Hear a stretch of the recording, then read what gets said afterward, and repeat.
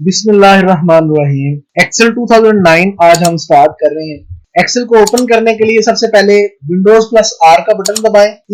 EXCEL Excel लिखने के बाद एंटर प्रेस कर दें। आपका जो एक्सेल है वो ओपन हो जाएगा। यहाँ पर आपने शीट पे जस्ट सिंगल क्लिक करना है और इसको आपने फुल स्क्रीन करना है। ये आपका एक्सेल ओपन हो गया। एक्सेल एक सॉफ्टवेयर है जो डाटा पर हिसाब किताब को मुनज़्ज़म करने और अंजाम देने के लिए इस्तेमाल होता है। ये बुनियादी तौर पर आमदनी और अखराजात को रिकॉर्ड करने, अदाद-ओ-शुमार को चार्ट बनाने, बजट की मनसूबाबंदी और माली नताइज पेश करने के लिए इस्तेमाल किया जाता है। एक्सेल को डाटा एंट्री और मैनेजमेंट के लिए भी इस्तेमाल किया जाता है। ये कारोबारी तज्जिया, इंसानी वसाइल के इंतजाम, ऑपरेशंस मैनेजमेंट और कारकर्दगी की रिपोर्टिंग के लिए भी कारोबारी दुनिया में वसी पैमाने पर इस्तेमाल किया जाता है। एक्सेल अदाद-ओ-शुमार को मुनज़्ज़म करने और हेराफेरी करने और रियाज़ती अफ़आल को हल करने के लिए फॉर्मेट करदा सेल्स का एक बड़ा मजमूआ होता है। अक्सर लोग ये नहीं जानते कि एक्सेल के अलावा और भी सॉफ्टवेयर हैं जिन्हें हम इस्तेमाल कर सकते हैं, जैसे गूगल शीट्स हो गया, लाइब्रेरी ऑफिस कैलकुलेटर हो गया,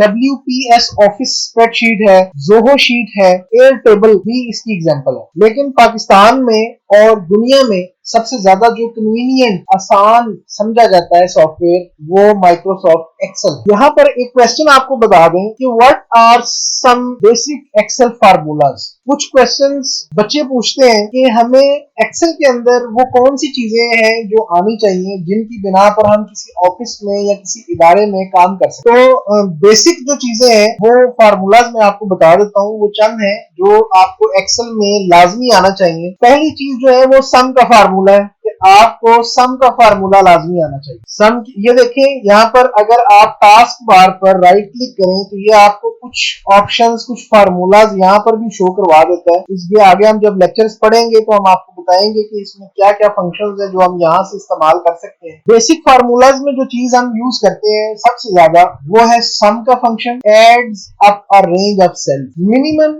एंड मैक्सिमम वैल्यूज को फाइंड करना, return the maximum and minimum value in a range of cells. Range of cells क्या होती है? रेंज ऑफ सेल्स के बारे में ये देख लें कि अगर आप यहाँ से B2 से लेकर B10 तक के डाटा में से बड़ी वैल्यू फाइंड करना चाह रहे हैं या छोटी वैल्यू फाइंड करना चाह रहे हैं, तो ये जो हमने एक एरिया, एक पोर्शन सिलेक्ट किया है, इसको रेंज बोलते हैं, सेल रेंज। इसकी इंट्रोडक्टरी क्लास भी एक मैं बता दूंगा आपको, जिसमें मुख्तलिफ चीजों के बारे में आपको आगाही फाहम हो जाएगी कि ये हमारे पास क्या क्या चीजें हैं। थर्ड हमारे पास जो है वो है average, calculate the average of values. Fourth one है return one value if a condition is true and another value if it's false. ये कंडीशनल स्टेटमेंट है जिसको हम इफ स्टेटमेंट कहते हैं, और इसी तरह इफ देन एल्स स्टेटमेंट भी होती हैं, वो भी हम यूज करते हैं। नंबर 5 हमारे पास जो है वो ग्रेड है, तो असाइन ग्रेड ऑफ स्टूडेंट्स। हमें स्टूडेंट्स का जो है वो ग्रेड फाइंड करना आना चाहिए, और ये एम्प्लॉयर के भी ग्रेड होते हैं, वो भी हम इससे निकाल सकते हैं। और लास्ट जो चीज आपको जो सबसे ज्यादा जरूरी है बेसिक इंफॉर्मेशन में, वो है फिल्टर करना, to filter values that you have required. देखिए